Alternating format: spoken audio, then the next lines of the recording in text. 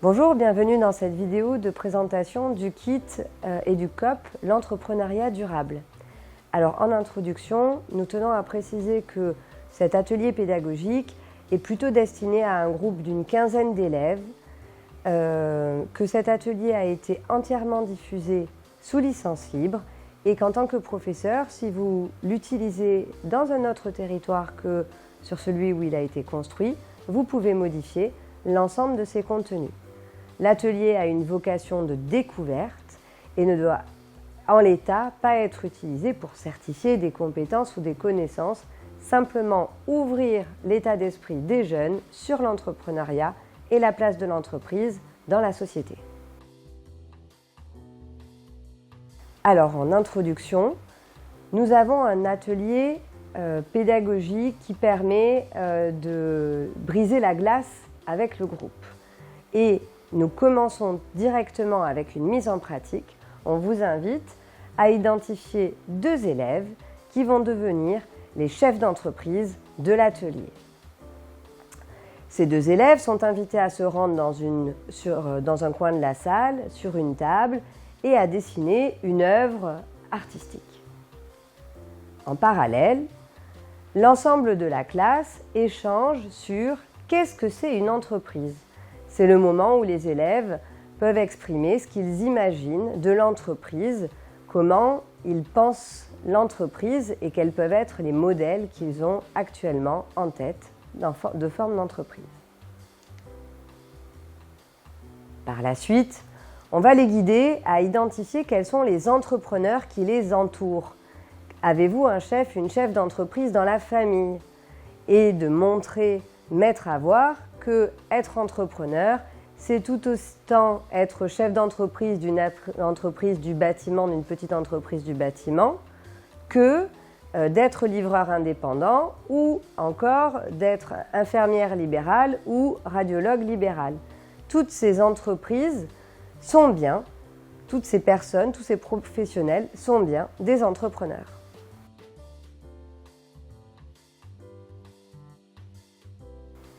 Après cette introduction, on rentre sur les notions de base de l'entreprise.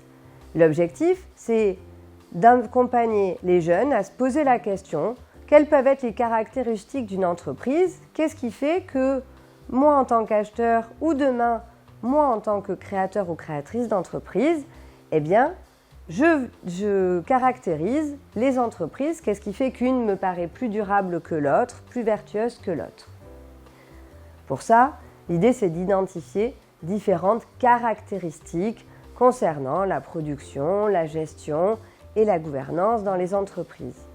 Alors, bien évidemment, ce ne sont pas des notions complètement naturelles pour l'instant. Donc, on les guide en mettant à l'honneur une équipe sportive locale. Alors, nous, dans le cadre du projet initial, nous avons pris une équipe féminine d'aviron local, de traînière, mais cet exemple, comme vous pouvez modifier le support à votre guise, vous pouvez l'adapter avec n'importe quelle équipe sportive de votre territoire. On y indiquera donc le genre de l'équipe, le nom de l'équipe, le niveau de l'équipe, son palmarès. L'idée, c'est de faire l'analogie entre qu'est-ce qui caractérise une équipe sportive et si je reste dans le même exercice, qu'est-ce qui peut caractériser une entreprise. On accompagne le débat, bien évidemment. L'idée, ce serait, si vous avez la possibilité de projeter ce support sur un tableau Velleda, de pouvoir directement renseigner à l'intérieur de chaque post-it les idées qui sont présentées par les élèves, et puis d'accompagner le débat autour de quand j'achète ou si demain je suis une entreprise, qu'est-ce qui va faire que je suis une entreprise durable? Ensuite, on va s'appuyer sur un outil qui est le Business Model Canva que nous avons utilisé dans le cadre de cet atelier, mais qui a été développé aux États-Unis il y a plusieurs décennies pour synthétiser et modéliser les modèles économiques des entreprises. C'est un outil libre là encore. Vous avez l'ensemble des références et des documentations dans le guide pédagogique qui accompagne le support et la vidéo. On va alors aborder les différentes caractéristiques de l'entreprise à travers ce schéma. Dans un premier temps, on va parler de la proposition de valeur de l'entreprise. Qu'est-ce qu'elle vend? Quel est le produit ou le service qu'elle vend? Mais aussi, quelle est sa promesse? Quand on achète un stylo, quand on achète une bouteille d'eau, quand on achète un vêtement, quelle est la promesse qui va avec la marque et le vêtement que nous achetons? Par la suite, on va expliquer que l'entreprise, elle vend à des clients. Et donc, qui sont ces clients? On va s'interroger sur le fait que ces clients puissent être des particuliers, monsieur, madame, tout le monde, ou des entreprises. Et que parfois, les clients des entreprises sont également d'autres entreprises. Ensuite, on va aborder la distribution des produits et des services. Aujourd'hui, on peut acheter sur Internet, on peut acheter en magasin, on peut acheter en livraison, on peut louer, on a des abonnements. Les modes de distribution sont très variés. Et à activité équivalente, certaines entreprises ont des modes de distribution qui sont différents. J'achète certains magazines chez mon buraliste, mais je ne peux en lire d'autres qu'en version numérique, parce que leur canal de distribution n'est pas le même. Ensuite, il y a l'image de marque de l'entreprise. Les jeunes dans l'assistance ont des marques qu'ils plébiscitent pour différentes raisons. Ces marques évoluent un peu dans le temps. L'idée, c'est de leur faire toucher du doigt que parfois, ils achètent le produit parce qu'il vient de cette marque et qu'une paire d'écouteurs de deux marques différentes ne va pas les attirer de la même manière grâce à l'image de marque. Enfin, le fait de vendre les produits et les services leur permet de gagner de l'argent et c'est indispensable. Quand on est une entreprise, il faut gagner de l'argent pour pouvoir continuer à vendre nos produits. Mais alors, maintenant, ce produit, comment est-ce qu'on le fabrique? Et particulièrement, quelles sont les matières premières qu'on utilise? Quelles sont les conditions de travail de nos travailleurs, de nos salariés? Les matières premières et les modes de travail ou les conditions de travail sont des aspects sur lesquels on peut facilement aller chercher les jeunes qui sont plus attentifs maintenant à l'origine des produits qu'ils consomment, mais aussi aux conditions de travail qu'ils attendent pour demain. Les méthodes d'approvisionnement, là encore, on peut les interroger assez facilement. Si vous avez un producteur local qui fournit des légumes, par exemple, à la cantine de l'établissement dans lequel vous faites l'atelier, vous pouvez vous appuyer sur cet exemple. Connaître l'origine des matières premières qui permettent de fabriquer ou de produire, c'est très intéressant et c'est aussi là-dessus, sur cet aspect-là, qu'on va chercher à observer et analyser l'entreprise. On regardera donc quels sont ses partenaires et donc comment elle dépense son argent, puisque tout l'argent dépensé par l'entreprise est utilisé soit pour les matières premières, soit pour les prestataires, soit pour les salariés. Voilà, ce petit schéma permet d'illustrer qu'est-ce qu'une entreprise vend, de quelle manière elle le vend, à qui elle le vend, comment elle gagne de l'argent, et puis comment elle fabrique, avec quelle matière première, quel partenaire, quel sous-traitant, et donc comment elle dépense son argent.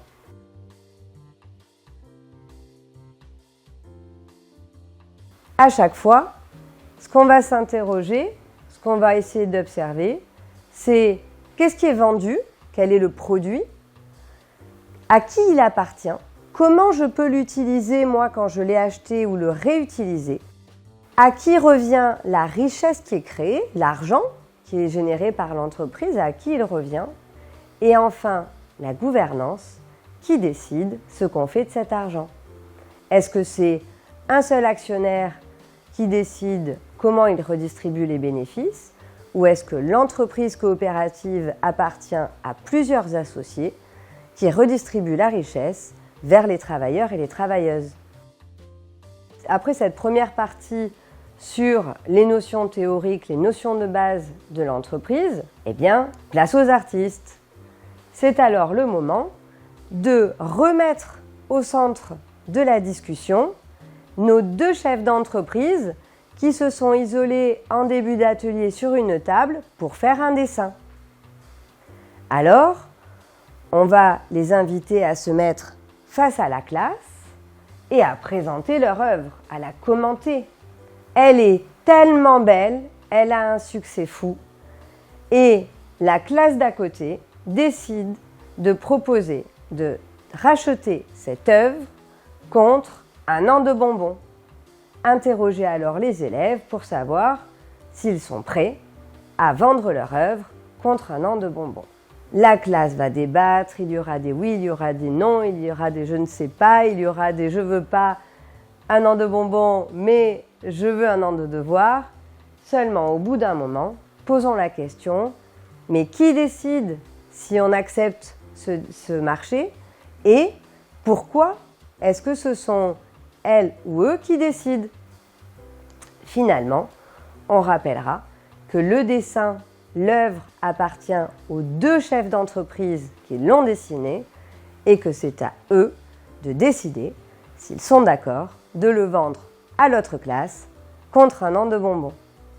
Ils peuvent aussi décider de le louer pendant une semaine et donc ainsi aller explorer petit à petit les différents modèles économiques autour d'un même produit.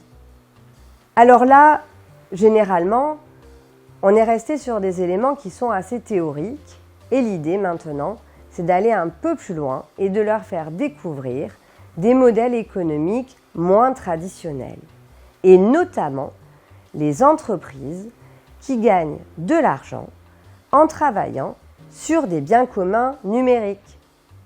L'exemple que nous avons décidé de mettre en évidence, c'est la bande dessinée libre Pepper et Carotte. Elle est accessible en ligne. Vous pouvez inviter vos élèves à aller la lire et la consulter directement sur le site. Toutes les références sont dans le guide pédagogique de l'atelier. Cette bande dessinée, nous aimons à montrer que grâce à sa licence ouverte, aujourd'hui elle est traduite en 65 langues, alors que son propriétaire éditeur, que nous voyons sur la photo juste après, lui, ne l'a écrit qu'en français. À titre de comparaison, nous aimons bien mettre en évidence le premier opus de Harry Potter qui a été traduit en 80 langues, avec l'ensemble des moyens financiers qu'il y a autour de ce produit. On a deux produits avec des moyens complètement différents. L'un fait par une grosse organisation de production, l'autre fait par un dessinateur indépendant, qui tous les deux ont des volumes de traduction qui sont impressionnants dans différentes langues. On montre aussi, ça permet d'amener dans le débat assez rapidement, les élèves soulèvent souvent que grâce à ça, eh bien, l'auteur s'est fait de la publicité et que cette publicité, elle a participé à lui ramener du travail supplémentaire et que donc en tant qu'entreprise, donner un peu de son travail, ça lui a permis d'en garantir un peu plus. Souvent, là, on commence à ouvrir les perspectives de ce que peut être un modèle économique pour les jeunes. Le deuxième exemple que nous mettons en évidence, c'est l'exemple de OpenStreetMap. OpenStreetMap est une base de données cartographique mondiale libre, la plus importante, qu'on appelle souvent le Wikipédia des cartes, et sur laquelle se base énormément de cartographie mondiale et avec laquelle travaille un très grand nombre d'entreprises. Découvrons tout de suite la vidéo. Avez-vous déjà entendu parler de OpenStreetMap? Peut-être l'utilisez-vous sans vous en rendre compte. OpenStreetMap, ou OSM, est un peu partout. Si vous utilisez Facebook, tout comme dans les plans du jeu Pokémon Go, ou bien vous avez peut-être remarqué des choses très étranges en pilotant dans le nouveau Flight Simulator, eh bien voilà, vous savez, vous utilisez des cartes issues de données OSM. OSM, c'est quoi? On l'appelle parfois le Wikipédia des cartes.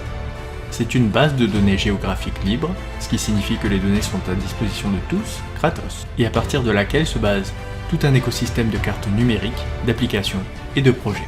Il y a des données sur le monde entier, vous pouvez avoir actuellement un aperçu du site officiel qui propose quelques rendus cartographiques qui ne sont qu'une infime partie de ce qui est présent dans les données. Par exemple, au-delà des classiques rendus des routes automobiles et des commerces, vous trouverez aussi des aménagements cyclables avec le rendu cyclo-OSM et ses plans de ville bluffants, ou l'application de guidage géovélo, ou encore l'accessibilité des lieux pour les fauteuils roulants avec l'application Wheelmap. Ces projets sont basés sur les données d'OSM. Pour vous donner un peu le vertige, voilà une liste de ce qui peut être renseigné dans un complet désordre et non exhaustivement. Les toilettes, les bancs, les tables de pique-nique, les bouches à incendie, les défibrillateurs, les restaurants véganes, les magasins vrac, les magasins bio, les magasins où on accepte vos contenants, les châteaux forts, les volcans d'Auvergne et d'ailleurs, les coiffeurs de Tahiti, les toponymes occitans, mais aussi basques, bretons et autres langues, les transports publics, trains, bus, cars, métro, tramway, ferry, back transborder, aires de stationnement pour covoiturage, équipements touristiques, camping, hôtels, chambres d'hôtes, les aires de jeux pour enfants, les distributeurs de billets, les écoles, collèges, lycées, universités, les points de vue remarquables, les adresses, les lieux-dits, les bibliothèques, les plages de sable blanc, les pistes de ski, et même les distributeurs de sachets à caca de chien. Et oui. Vous pensiez qu'il n'y avait plus rien à ajouter sur les cartes depuis longtemps? Vous aviez tort. Réveillez votre âme d'explorateur, les plus grands inconnus sont les plus proches de chez vous, car je vous ai pas dit le plus important. OSM est participatif, tout le monde peut contribuer, et sans être pro. Alors inscrivez-vous, contribuez et complétez la carte du monde en commençant par chez vous.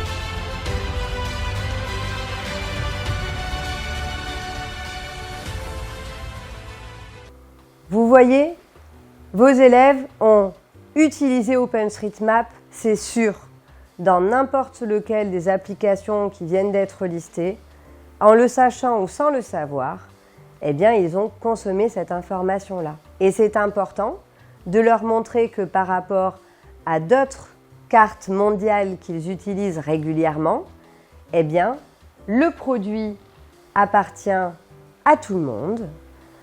Il est sous licence libre, ça veut dire que personne ne peut s'en attribuer la propriété et donc revendre cette propriété, mais aussi qu'en termes de gouvernance, les décisions qui concernent ce produit-là sont prises par l'ensemble des contributeurs et des membres qui les représentent. La richesse qui est créée et les chiffres d'affaires qui sont réalisés à partir d'OpenStreetMap irriguent de très petites entreprises comme de grandes fondations. On a là un deuxième exemple qui nous permet de montrer des modèles économiques des entreprises bien loin de l'artisanat traditionnel ou de la start-up des entreprises de l'innovation technologique. En résumé, on les invitera à garder en tête la notion que la propriété d'utilisation n'est pas la même chose que la propriété de production et n'hésitez pas à faire appel à leur expérience d'utilisation de leur image dans les réseaux sociaux parce qu'ils comprennent très bien avoir le droit de prendre des photos d'eux-mêmes mais que les autres n'aient pas le droit de les utiliser. Et cet exemple-là, on peut vraiment le tirer jusque dans le modèle économique de l'entreprise.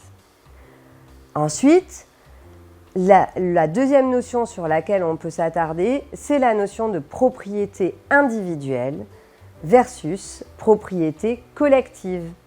Le fait qu'une seule personne décide ou que plusieurs personnes décident, que ce soit des travailleurs ou que ce soit des actionnaires.